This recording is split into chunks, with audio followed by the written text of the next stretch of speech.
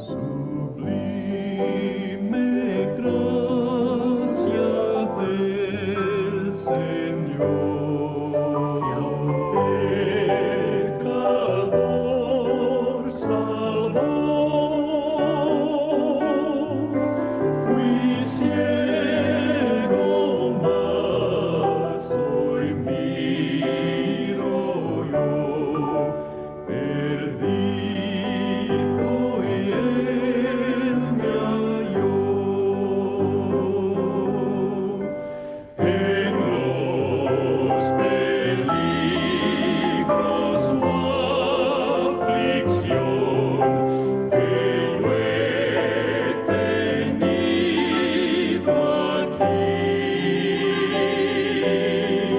su gracia siempre me libró y me guiará feliz, feliz,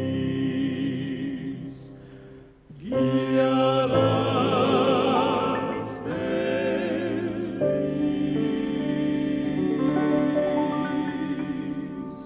Y cuando en Sion por sí. Muy buenas tardes a todos nuestros amigos, amigas, hermanos y hermanas que nos acompañan nuevamente en el programa El Evangelio de Cristo a través de la Biblia. Estamos contentos una vez más que nos sintonice, que nos deje entrar en la tranquilidad de su hogar para compartir una palabra del Señor, para leer un pasaje de la Escritura, ver algunas enseñanzas para nuestra vida, prácticas primeramente, y también predicar el Evangelio del Señor Jesucristo con textos sacados de la Biblia, no de otro libro. Queremos hacer una invitación también a aquellas personas que sientan el interés de aprender un poco más de la Biblia, de la palabra de Dios, en este mes que comienza, que se le denomina el mes de la Biblia también, y hay unos cursos bíblicos gratuitos, que son los cursos bíblicos por correspondencia Emaús. Estos cursos no tienen costo para usted, son totalmente gratuitos. Usted se contacta con nosotros pidiendo un curso, quiere hacer un curso, y luego entrega el examen, la hoja de exámenes, y queda con el libro para repasar cuantas veces usted quiera aquellas lecciones que ha ido aprendiendo a través de este estudio sistemático, los cursos bíblicos Emaús por correspondencia. Reiteramos también a las personas que llaman pidiendo la oración. Estamos el día miércoles en la congregación Pedro Aguirre Cerda 189. Los días miércoles estamos poniendo en oración a estas personas que están llamando para pedir la oración, que oremos por ellos. Estamos también siguiendo un tema en el libro de los Hechos.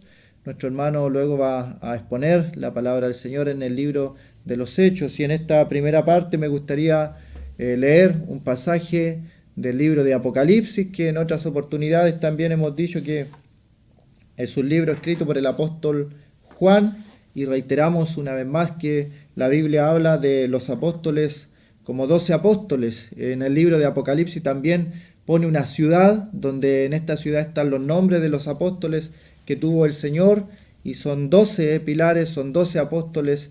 La Biblia cierra el apostolado en ese sentido. 12 apóstoles del Señor tenían que tener algunas características: haber visto a nuestro Señor resucitado, una de ellas, que era la que pudieron cumplir estos varones de Dios en ese tiempo, en el primer tiempo, donde el Señor se apareció con pruebas indubitables a las personas que le habían seguido. Se apareció resucitado, mostrando las marcas de su resurrección. Apocalipsis capítulo 5, vamos a pedir, si usted tiene una Biblia, que abra con nosotros la Biblia en el capítulo 5 del libro de Apocalipsis. Vamos a leer un relato que fue escrito en la isla de Patmos. Este apóstol del Señor Jesucristo llamado Juan el apóstol, él estuvo a los pies de la cruz mientras los otros discípulos habían huido por miedo, por temor, pero este apóstol estuvo siempre con el Señor. También dice en el libro escrito por él, cuando escribe el Evangelio según Juan, él va escribiendo y cuando se refiere a su persona, él dice aquel apóstol a quien Jesús amaba y tiene cuidado de ni siquiera nombrarse él, siempre exaltando la figura del Señor, poniendo siempre en alto y que fuera solamente el Señor Jesucristo exaltado. Apocalipsis capítulo 5, vamos a leer algunos versos. Capítulo 5, verso 1 dice: vi en la mano derecha del que estaba sentado en el trono un libro escrito por dentro y por fuera, sellado con 7 sellos. Y vi un ángel fuerte que pregonaba a gran voz: ¿quién es digno de abrir el libro y desatar sus sellos? Y ninguno, ni en el cielo, ni en la tierra, ni debajo de la tierra podía abrir el libro, ni aún mirarlo. Y lloraba yo mucho porque no se había hallado a ninguno digno de abrir el libro, ni de leerlo, ni de mirarlo. Y uno de los ancianos me dijo: no llores, he aquí el león de la tribu de Judá, la raíz de David, ha vencido para abrir el libro y desatar sus 7 sellos. Versículo 6. Y miré y vi en medio del trono y de los 4 seres vivientes y en medio de los ancianos estaba en pie un cordero como inmolado, que tenía 7 cuernos y 7 ojos, los cuales son los 7 espíritus de Dios enviados por toda la tierra. Y vino y tomó el libro de la mano derecha del que estaba sentado en el trono, y cuando hubo tomado el libro, los 4 seres vivientes y los 24 ancianos se postraron delante del cordero. Todos tenían arpas y copas de oro llenas de incienso, que son las oraciones de los santos, y cantaban un nuevo cántico diciendo: digno eres de tomar el libro y de abrir sus sellos, porque tú fuiste inmolado, y con tu sangre nos has redimido para Dios de todo linaje y lengua y pueblo y nación, y nos has hecho para nuestro Dios reyes y sacerdotes, y reinaremos sobre la tierra. Y miré y oí la voz de muchos ángeles alrededor del trono, y de los seres vivientes y de los ancianos, y su número era millones de millones, que decían a gran voz: el cordero que fue inmolado es digno de tomar el poder, las riquezas, la sabiduría, la fortaleza, la honra, la gloria y la alabanza, y a todo lo creado que está en el cielo y sobre la tierra y debajo de la tierra y en el mar, y a todas las cosas que en ellos hay. Oí decir al que está sentado en el trono y al cordero sea la alabanza, la gloria, la alabanza, la honra, la gloria y el poder por los siglos de los siglos. Los 4 seres vivientes decían: amén. Y los 24 ancianos se postraron sobre sus rostros y adoraron al que vive por los siglos de los siglos. Es una lectura del futuro que muestra algo que, si bien todavía no ha sucedido, para Dios ya sucedió. Ese es el milagro del tiempo en cuanto a Dios. Él sabe todas las cosas. Él ve, dice que a los creyentes los ve sentados en lugares celestiales con Cristo el Señor. Para Él ya pasaron todas las cosas, porque Él no tiene tiempo. Asimismo, cuando la gente dice y habla que cuánto tiempo ha pasado y el Señor todavía no viene, que todas las cosas siguen igual, y siempre se habla de la venida del Señor y todavía Él no viene, Pedro tiene una respuesta para eso. Pedro escribe en su carta diciendo que para el Señor 1000 años son como un día, y un día como 1000 años, haciendo referencia que para Dios el tiempo no es de la misma forma que para nosotros. Para nosotros tal vez ya han pasado casi 2000 años, pero en la presencia del Señor eso es como 2 días, recién 2 días. Así que el Señor no retarda su venida, sino que es paciente, no queriendo que ninguno se pierda, sino que todos vengan al conocimiento de la verdad, que todos se arrepientan. El Señor es paciente para con nosotros, no queriendo que ninguno se pierda, sino que todos vengan al arrepentimiento, que vengan a conocer la verdad. El Señor Jesucristo es la verdad. Él dijo: yo soy el camino, la verdad y la vida. Y aquí en el capítulo 5 de Apocalipsis lo vemos como una figura preciosa, hermosa de un cordero, un animalito manso, un animalito que no le hace daño a nadie, una abejita, un cordero, pero se le ve como inmolado. La vez pasada consideramos hasta el versículo 5 y en el verso 6 dice que Juan miró y vio que en medio del trono de los 4 seres vivientes, en medio de los ancianos, estaba en pie Y esto ya llama la atención porque este cordero está como inmolado. La palabra inmolación es referencia al sacrificio, un cordero como sacrificado. Y un cordero sacrificado hace referencia a todo lo que había en el Antiguo Testamento. Cuántos corderos, cuántos machos cabríos, cuántas becerras engordadas, cuánta ceniza era rociada sobre el altar en aquel lugar del tabernáculo primeramente y luego en el templo que fue construido. Cuántos sacrificios, cuánta sangre derramada, cuánto. Pero todo eso, todos esos sacrificios, todos esos corderos inmolados, todos esos corderos sacrificados solamente podían cubrir el pecado. No lo borraban. Lo que el Señor hizo como el Cordero de Dios, según Juan, en los primeros capítulos, cuando aparece Juan el Bautista y ve al Señor venir hacia él, dice, he aquí el Cordero de Dios que quita el pecado del mundo. Esa es la palabra que utiliza para nuestro Señor Jesucristo. ¿Cuál es el Cordero? El Cordero de Dios que quita el pecado del mundo. Ya no lo iba a cubrir como en la antigüedad, ya no iba a dejar pendiente algo, sino que ahora, en la consumación de los tiempos, Él quita el pecado del mundo. No lo quita ninguna otra cosa. Amigo, amiga, que tú estás alcanzando tu salvación, dice alguno, por algún otro medio. Cualquier otro medio queda anulado para la limpieza de los pecados, sino que solamente en la sangre de Jesucristo, su Hijo, que nos limpia de todo pecado. Primera carta de Juan, capítulo 1, versículo 7. La sangre del Señor Jesucristo nos limpia de todo pecado. El Señor Jesucristo también, en este mismo libro del Apocalipsis, en el capítulo 1 y el verso 5, nos dice que nos amó y nos lavó de nuestros pecados con su sangre, con su sangre. Y Pedro, en el capítulo 1, del verso 18 en adelante, dice que Él fue como un cordero sin mancha, sin contaminación, destinado desde antes de la fundación del mundo, pero manifestado en estos postreros tiempos por amor a nosotros, los que creemos.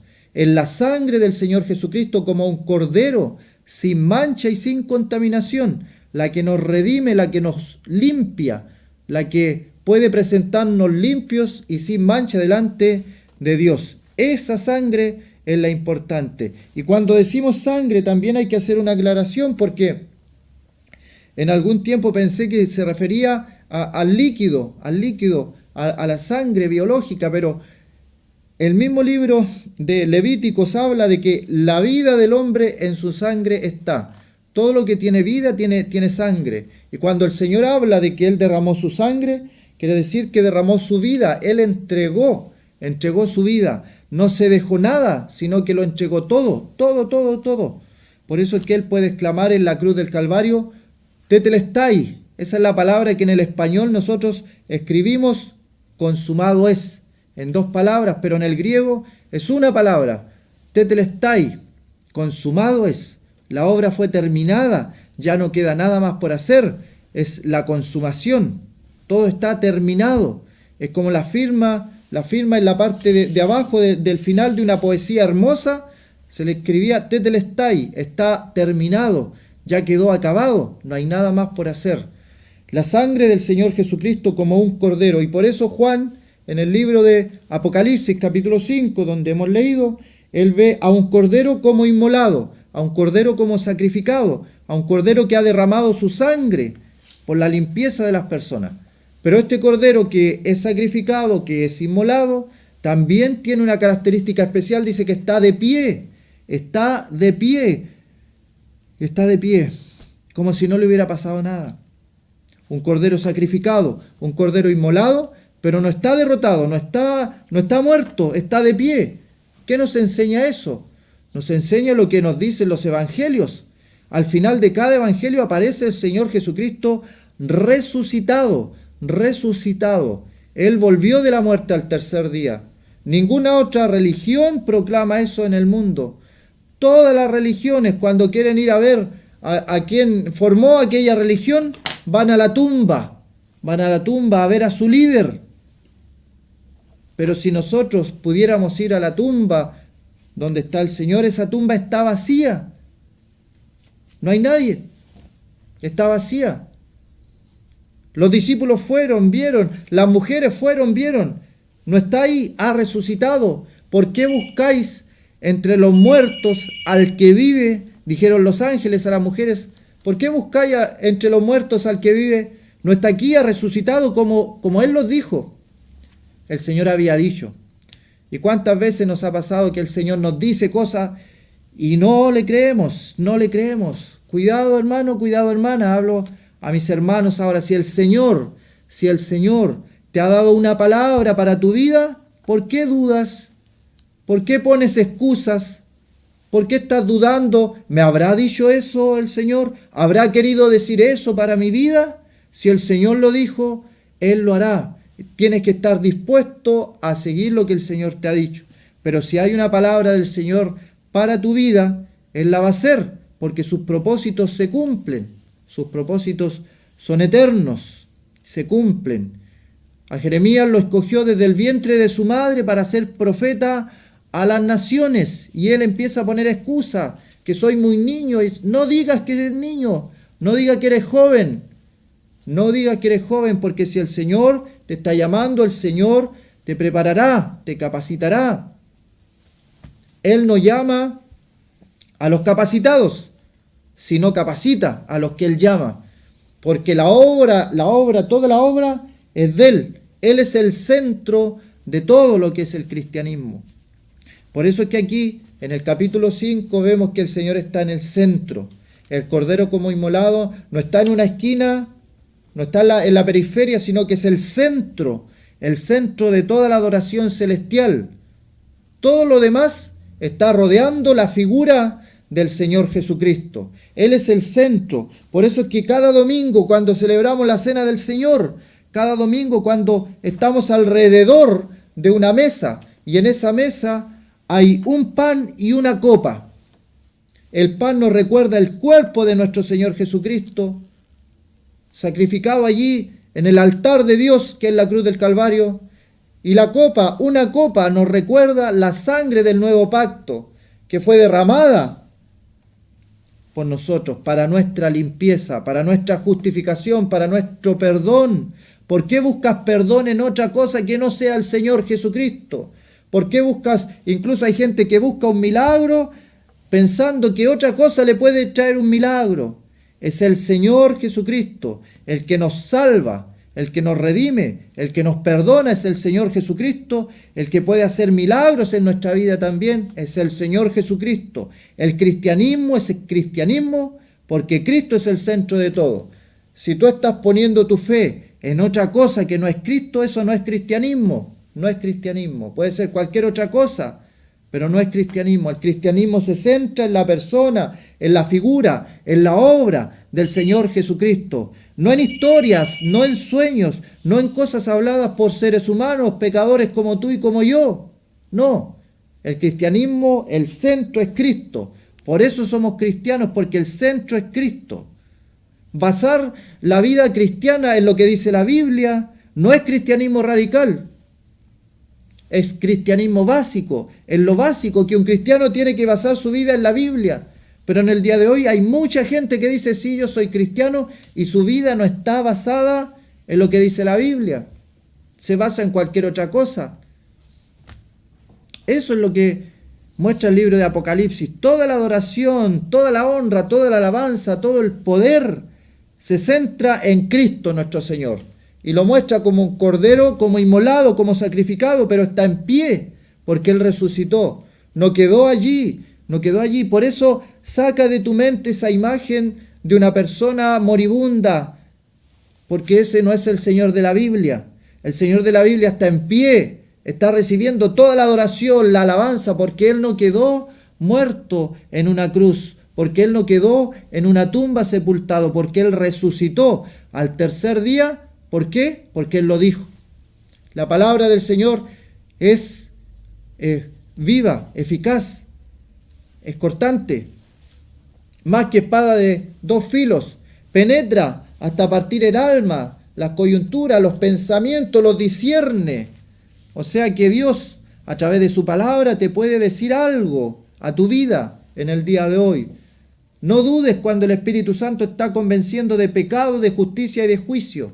No dudes, no pienses, casualmente me está hablando lo que yo estoy pasando. No es casualidad. El Espíritu Santo habla a tu vida para que tú vengas a los pies del Señor, para que tu vida cambie, porque de ninguna otra forma puedes cambiar las vidas. La otra vez hablábamos de un testimonio de un presidiario. ¿Cuántos consejos se le dieron? El Estado invirtió dinero en él.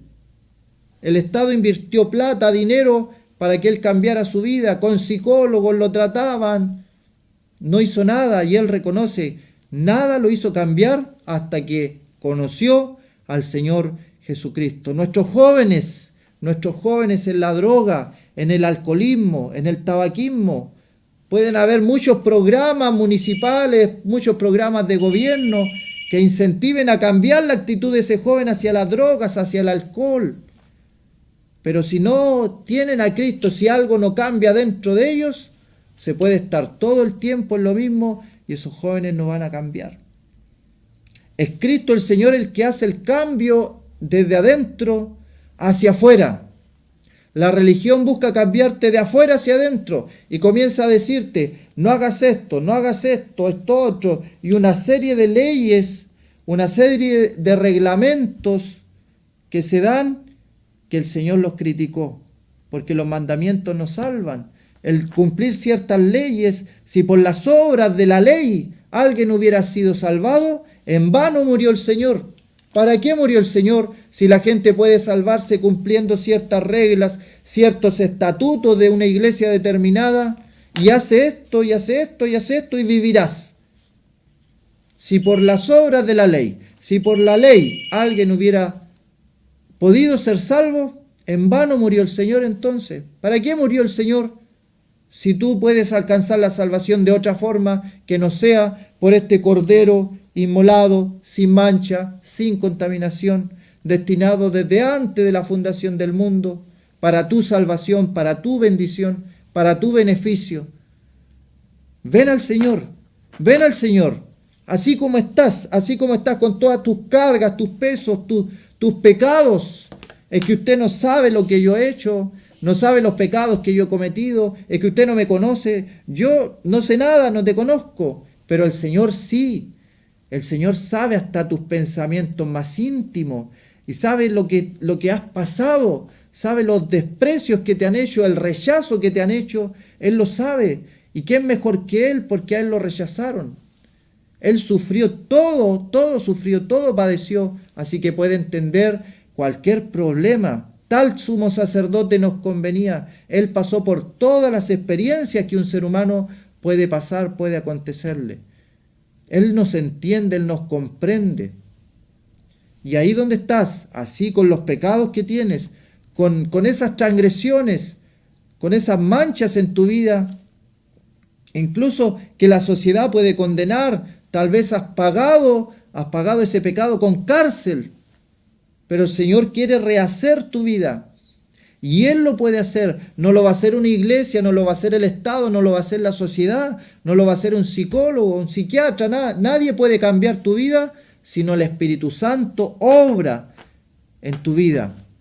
Deja entrar al Señor en tu vida. No como un adorno, no que alguien es profesional, tiene una buena vida, una buena casa, un buen auto. ¿Y ahora qué me falta? Me falta, Jesús, la religión. No. Tú puedes tener riqueza, puedes tener salud física, puedes tener todas las cosas que tengas. Si no tienes a Cristo, para Dios no tienes nada. Nada. Tu vida está vacía. Y ese vacío no lo va a llenar la riqueza. ¿Por qué te afanas? En tener esto, en tener aquello, en las preocupaciones de esta vida. Hay una historia muy fuerte que dice, necio, esta noche vienen a pedir tu alma. ¿Y lo que has provisto de quién será? ¿Cuántos piensan en la muerte? Nadie piensa en la muerte. Yo estuve a punto de morir en un paseo donde uno se va a divertir, donde uno va a disfrutar de la naturaleza. Estuve ahí a punto de morir por un accidente. Nadie piensa en morirse en un paseo de verano. Dios puede venir a pedir tu alma en este momento. Puede venir a pedir tu alma cuando estás durmiendo. Puede venir a pedir tu alma cuando vas caminando y te da un ataque al corazón. Y uno dirá, ¿será injusto Dios? ¿Es justo que un joven que recién comienza la vida muera en un accidente en automóvil?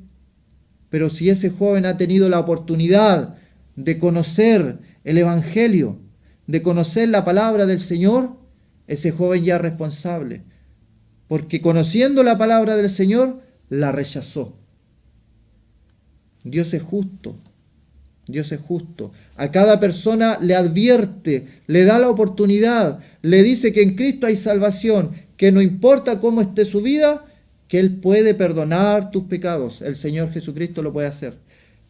Apocalipsis capítulo 5 nos muestra el por qué. Porque Él es el Cordero como inmolado, está en pie, murió, fue sepultado, pero resucitó al tercer día. Él está en pie y dice que está como inmolado, pero en pie. Y nos muestra esto, que el Señor Jesucristo va a llevar las marcas de su muerte por siempre, eternamente. Las manos, algo tan sensible para nosotros, nuestras manos. Y el Señor llevará en sus manos las marcas de la cruz. El Señor llevará en su costado las marcas de aquella lanza que el soldado romano traspasó, donde brotó sangre y agua. La llevará por la eternidad. ¿Cómo lo sabemos? Por la palabra.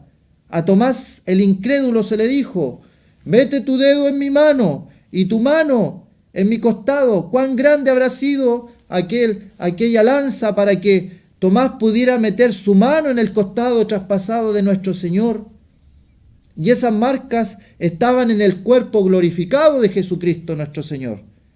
O sea que Él lleva esas marcas. Los dos caminantes a Emaús no le conocieron al Señor, pero dice que al momento de partir el pan, le conocieron, fueron abiertos sus ojos. Y me gusta pensar que fue al partir el pan con sus manos, viendo aquellas marcas que el Señor quiso llevar. Sus manos que tocaban a las personas y las personas eran sanadas. Esas manos que tocaban a los que nadie más quería tocar, y el Señor quiere tocarte a ti, quiere tocar tu vida. Aunque todo el mundo y la sociedad entera te desprecie, Él te ama y quiere hacer algo en tu vida. Quiere que tú te arrepientas y vengas a Él. Señor, aquí estoy, aquí está mi vida, sálvame. No te voy a decir, repite esta oración, porque eso no está en la Biblia. Las personas eran convencidas de pecados y se arrepentían y le servían al Señor. Nada de repite esta oración, nada de poner música bajita para que la persona se conmueva y repite esta oración y terminan todos llorando, pero a los 3 meses ya anda descarriada la persona. El verdadero cristianismo habla de arrepentimiento, que la persona persevera en lo que ha creído hasta el final. Y no es algo emocional, no es algo emocional. No es algo de la emoción que se pretende en el día de hoy. Es por fe, es creer. ¿Y cómo yo sé que creí? ¿Cómo yo sé que creo? Porque el Espíritu Santo hace la transformación dentro. Porque lo que antes amaba aquel pecado, ahora el Espíritu Santo me hace aborrecer ese pecado. Porque va limpiando nuestra boca de las groserías, de las mentiras, de los chismes, porque hay un cambio. Eso es lo que la Biblia muestra del cristianismo. Eso es lo que hace la sangre de este cordero como inmolado, porque el cordero no está desvalido, no está muerto, está en pie, y todo el cielo le rinde adoración a ese cordero por todo lo que él ha hecho, porque nos ha redimido. La palabra redención es comprar a precio de sangre. Ese es el cordero, es digno el cordero, que nos ha limpiado de toda lengua, linaje, pueblo y nación. Vamos a dejar hasta ahí por el momento y luego vamos a seguir con el estudio de la palabra del Señor. Vamos a ir a escuchar un tema musical y luego continuamos.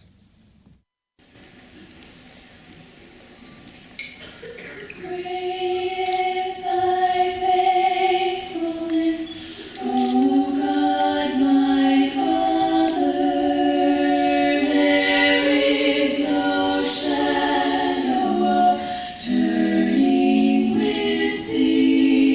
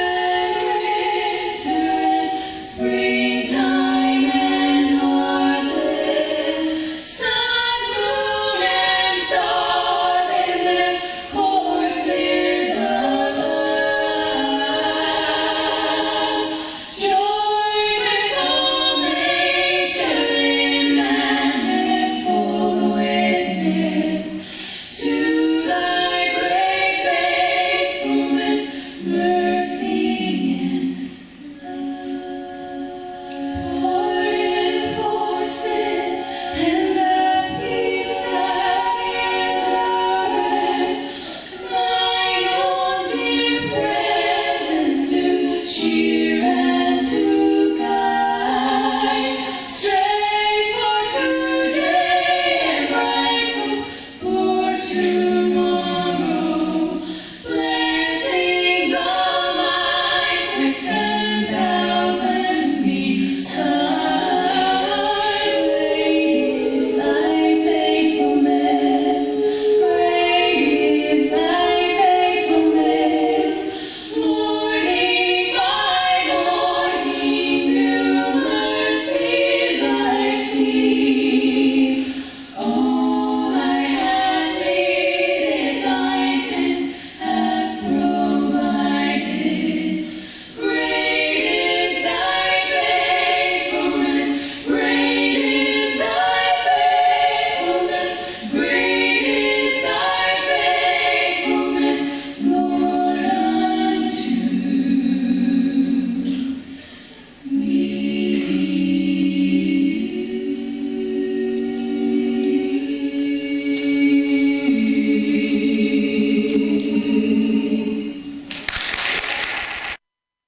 Muy bien, queremos nuevamente dar una cordial bienvenida a nuestros amigos y hermanos en la fe que nos sintonizan a esta hora y deseamos que la palabra de Dios sea de mucho beneficio para usted.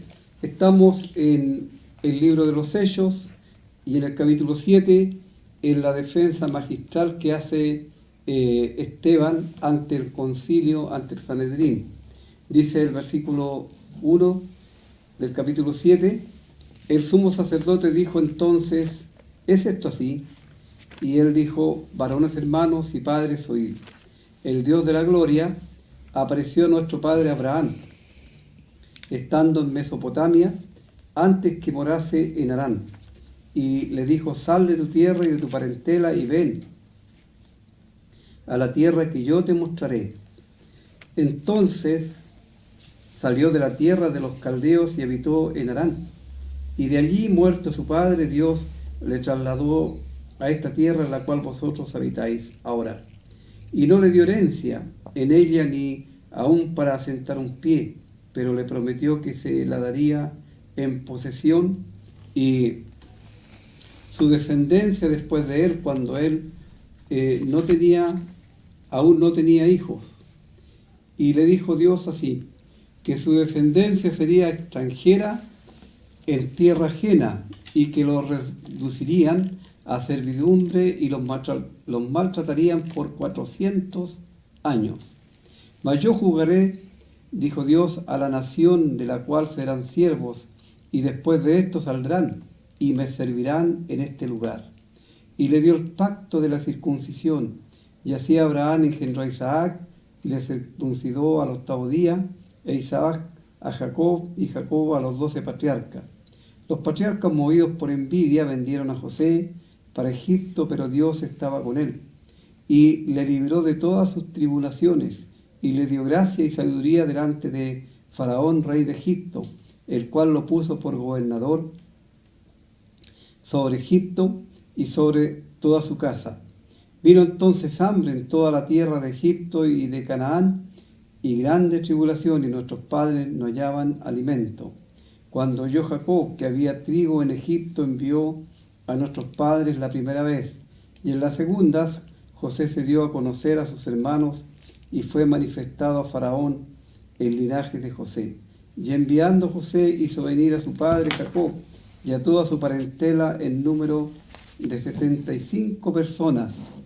Así descendió Jacob a Egipto, donde murió él y también nuestros padres. Vamos a leer hasta ese versículo en la palabra de Dios para ir avanzando en la defensa de Esteban, y cómo Esteban, en su defensa magistral que hace ante el Sanedrín, él hace un repaso de lo que es la historia de Israel.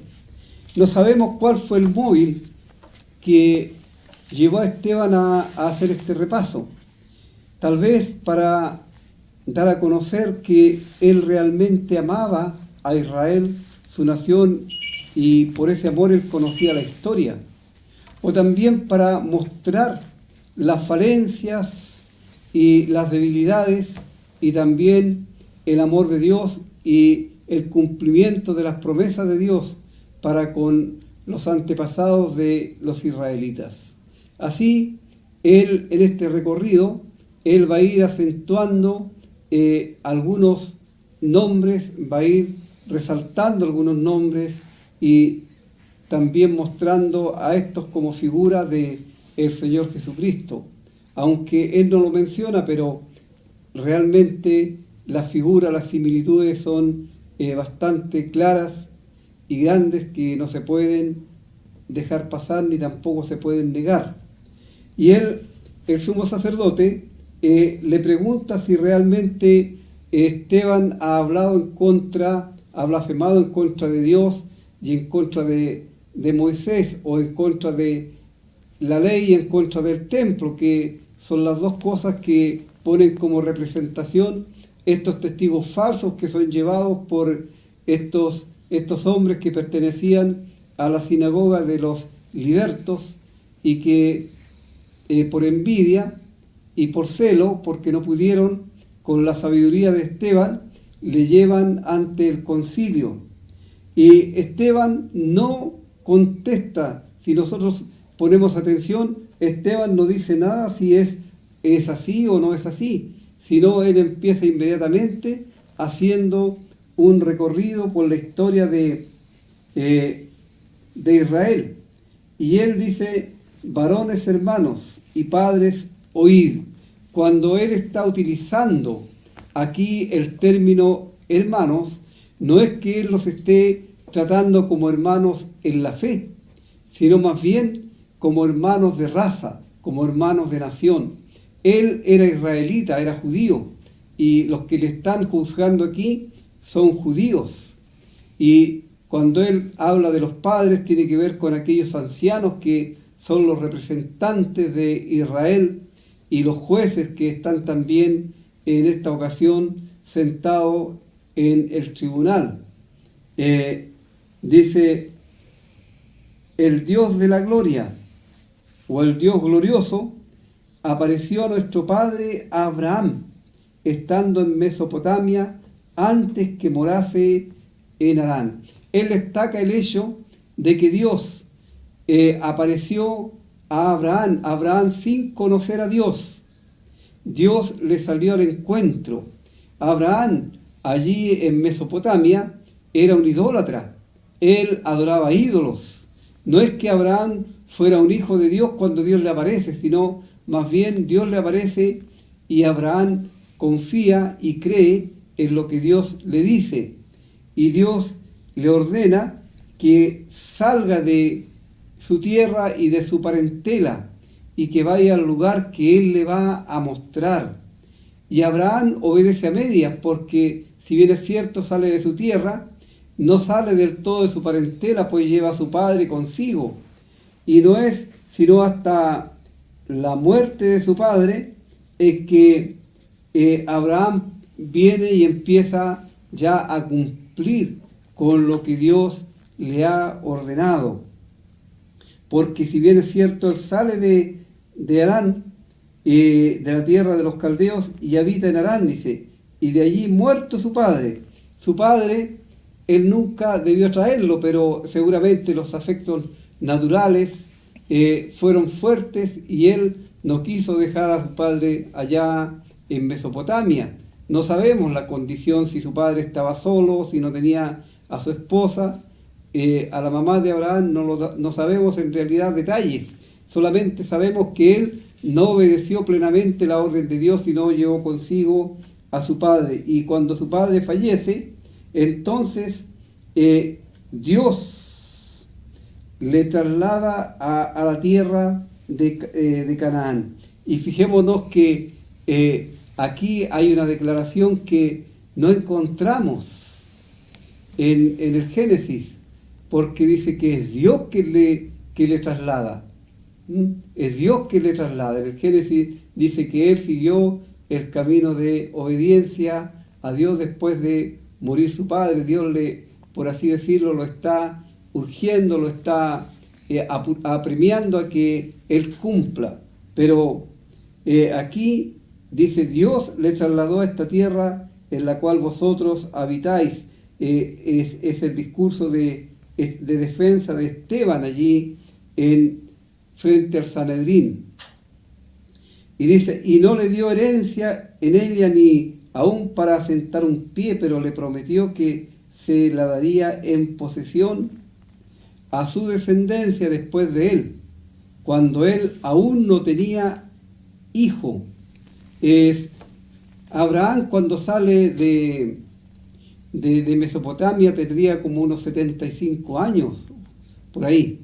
Y ya después, cuando recibe las promesas también de Dios, era ya un hombre mucho más viejo, mucho más de edad, y no tenían hijos. Su esposa era estéril, y su esposa era 10 años menor que él, así ya no había ninguna posibilidad de que ellos pudiesen tener descendencia. Sin embargo, Dios le había dicho claramente que su descendencia iba a ser como la arena del Mar, mar y como las estrella del cielo. como las estrellas del cielo.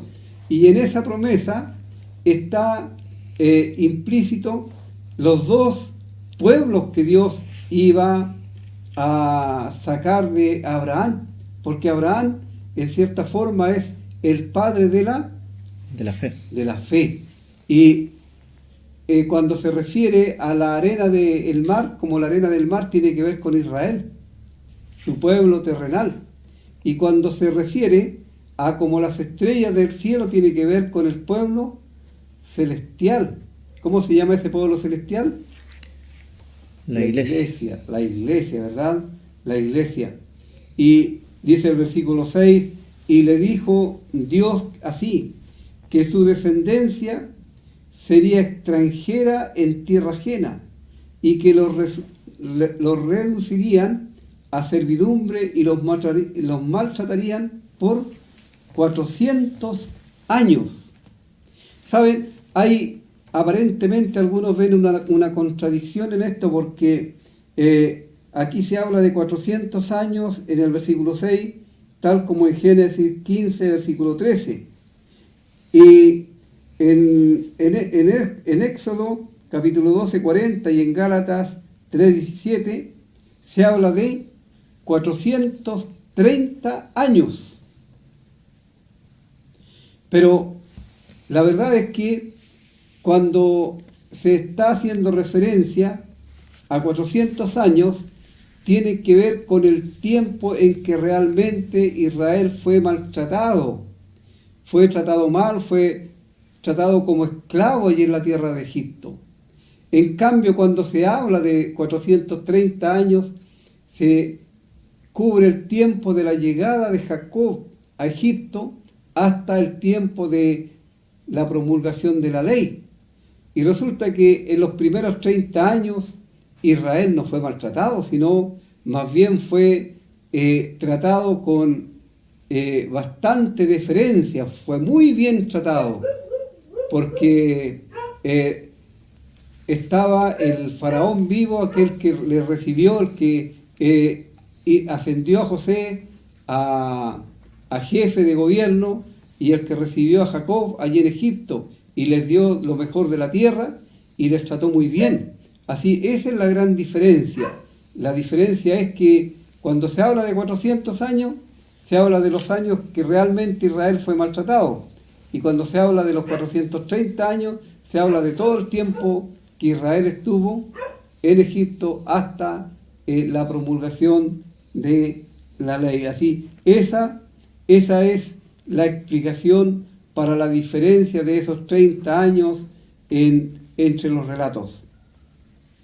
Así, Dios anticipó el hecho de que Israel iba a ser esclavo, iba a ser maltratado en Egipto por 400 años, pero también Dios dijo que Él iba a juzgar a la nación de la que ellos iban a ser siervos, y después de esto ellos iban a salir y le servirían en este lugar. Este lugar tiene que ver con la tierra de Canaán, con la tierra que le fue dada y que le fue entregada a Israel. Así, esas son las promesas. Estamos aquí en las promesas que Dios entregó a Abraham, su siervo. y también le dio el pacto de la circuncisión. Así Abraham engendró a Isaac y le circuncidó al 8º día, e Isaac a Jacob y Jacob a los 12 patriarcas. Y es realmente maravilloso cuando pensamos en que Dios obró este gran milagro de que Sara, esposa de Abraham, pudiese tener un hijo cuando ya tenía como 90 años. Así es realmente algo excepcional. Y la palabra de Dios nos señala que de uno ya casi muerto, Dios levantó este pueblo. Así se habla de la edad que tenía Abraham entonces. Y por supuesto este pacto de la circuncisión era una cirugía menor que se hacía y que se realizaba en el cuerpo del varón. Así, ahí tenemos las promesas y luego se habla de los patriarcas, de los 12 hijos de Jacob. Y estos 12 hijos de Jacob fueron envidiosos. Entre ellos estaba José, el penúltimo de los hijos, y José era el hijo predilecto de Jacob. Él le hizo una túnica de diversos colores y incluso Jacob tuvo algunos sueños, José tuvo algunos sueños y más le odiaron sus hermanos. Y José es una figura del Señor Jesucristo. ¿Saben por qué? Porque José fue traicionado por sus hermanos. Fue vendido por sus hermanos. Él llegó a estar en el foso prácticamente en figura muerto, porque lo que querían, la verdad de las cosas, era matarle. Pero luego uno de sus hermanos intercedió y fue vendido. Fue vendido y traicionado. Llegó a estar en la prisión también en Egipto. Pero luego de eso fue exaltado y le vemos como el gobernante o el gobernador sobre Egipto y sobre toda la casa de el faraón, a José. Y el Señor Jesús fue también vendido, traicionado por uno de sus discípulos, Judas Iscariote. Él le traicionó y luego le vendió por 30 piezas de plata. Y el Señor fue llevado a la cruz, muerto, sepultado, y resucitó y fue exaltado hasta lo sumo. Y dice la palabra de Dios que se le ha dado un nombre que es sobre todo nombre. Y va a llegar el día en que toda rodilla se va a doblar ante Él y toda lengua va a confesar que Él es Dios por sobre todas las cosas. Así, aquí tenemos una de las figuras, uno de los cuadros del Señor Jesús en José. Y dice que Dios estaba con él y Dios le libró de todas sus tribulaciones y le dio gracia y sabiduría delante de Faraón, rey de Egipto, el cual lo puso por gobernador sobre Egipto y sobre toda su casa. Pero antes de eso, José pasó por la humillación de ser un siervo, de ser un esclavo y de estar en la cárcel por una acusación que le hizo una mujer sin que él tuviera culpa alguna. Pero Dios estaba con José y José interpretó uno de los sueños del faraón. Faraón soñó 2 sueños y uno tenía que ver con unas vacas gordas y otras vacas flacas y con unas gavillas también de trigo. Y José interpretó el sueño y el faraón le puso por gobernador de todo Egipto. Así vemos cómo Dios envió a este joven para preservación de vida de aquellos que iban a ser su pueblo terrenal, porque en sus inicios ya había una amenaza de muerte a través del hambre, de la escasez. Y dice, vino gran hambre, vino entonces hambre en toda la tierra de Egipto y de Canaán, y gran tribulación. Y nuestros padres, dice Esteban, no hallaban alimentos. Vale decir, en toda la tierra no había alimento para el consumo humano y de los animales. Dios había cerrado los cielos y había escasez, y una escasez increíble, pero todo esto tenía un propósito. Y estos mismos que dieron por muerto a José y que llevaron una túnica manchada con sangre a su padre para decir que tal vez una bestia del campo le había matado, y su padre lo lloró por muchos años a su hijo como muerto, y sin embargo este hijo estaba vivo y era el señor de Egipto, pero ellos no lo sabían. Y ellos vienen para comprar trigo porque Jacob escucha que en Egipto hay trigo, entonces les envía para que vayan a comprar trigo allí, y ellos tienen que encontrarse con José, con su hermano. Y la primera vez José no les trata bien, pero la segunda vez él se da a conocer ante ellos y también da a conocer su linaje ante el faraón, lo cual por supuesto es de mucho agrado para el faraón. Y esto también nos hace recordar y nos trae a la memoria que aquellos que ahora rechazan al Señor Jesús y no le quieren recibir como su Señor, como su Salvador personal, un día no van a poder evitar el encuentro con Él y se van a encontrar con Él, ya no como el Salvador, ya no como el Cristo amante que quiere salvarles y quiere darles vida eterna, no como aquel que les amó de tal manera que dio su vida en la cruz para salvarles, sino se van a encontrar con Él.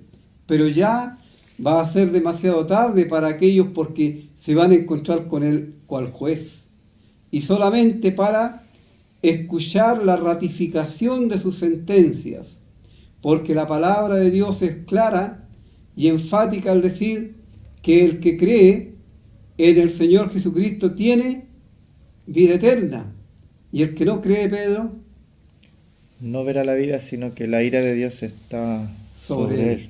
no verá la vida, sino que la ira de Dios está sobre él. El que no cree ya ha sido condenado por cuanto no ha creído en el Hijo de Dios, pero siempre Dios está dando la oportunidad para el incrédulo para que pueda ver el amor de Dios a través de la muerte del Señor Jesús. Así como estos hombres, estos hermanos se encontraron con José, pero no le reconocieron porque aquel hermano suyo que ellos trataron tan mal y que simularon su muerte y que mintieron a su padre de esto mismo, ahora es el Señor, es el amo de Egipto, es el que puede salvarles la vida, el que puede alimentarles a ellos y a todas sus familias. Y que realmente qué maravilla es, porque José se da a conocer a ellos y luego envía a buscar a su padre para que venga a morar en tierra de Egipto. Y dice que vinieron en número de 75 personas. Y así de esta forma Jacob desciende a Egipto, y allí en Egipto él muere, y también mueren los hijos de Jacob. Y José también, por supuesto, falleció allí.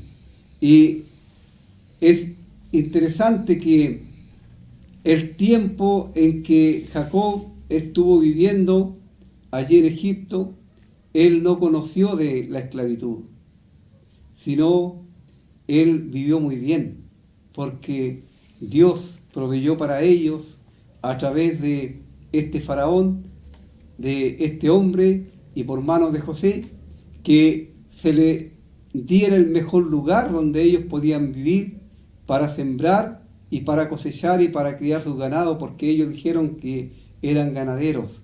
Así Dios siempre tiene provisión para los suyos, Dios siempre se preocupa de sus hijos.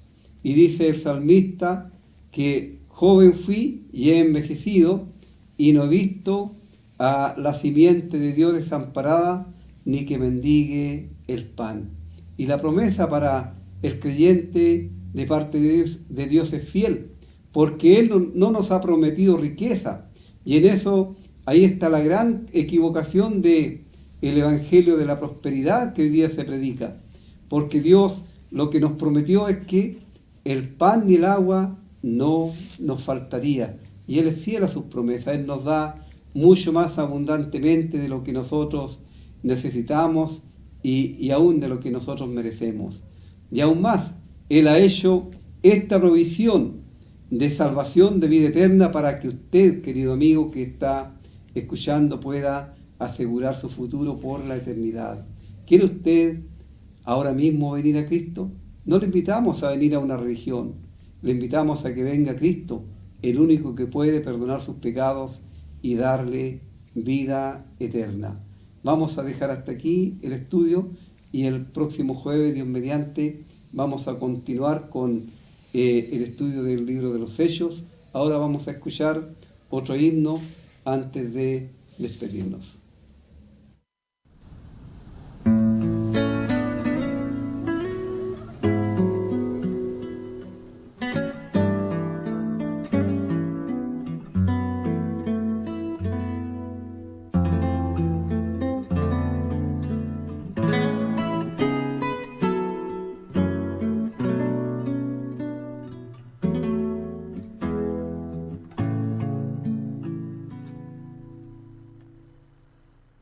Cien pruebas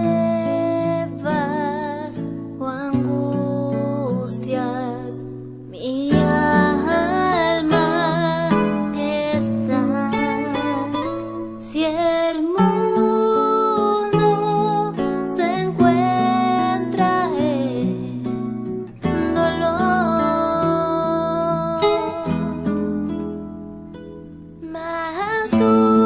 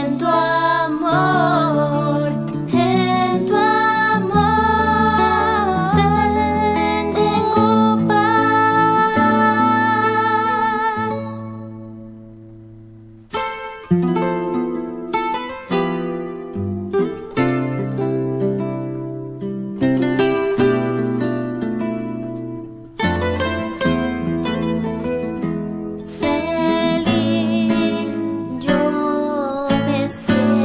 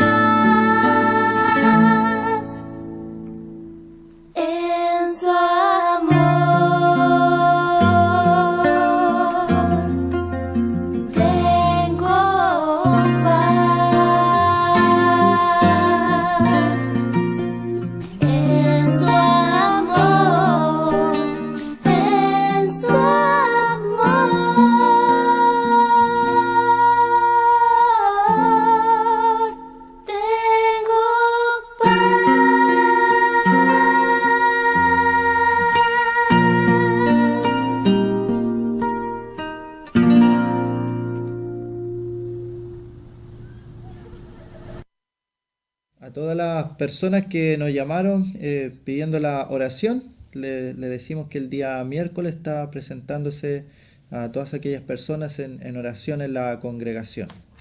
Bueno, y también en la oración personal, Sí, cada día se presentan a ellos así. Tenga confianza que el Señor va a orar en su vida, usted solamente tiene que tener fe.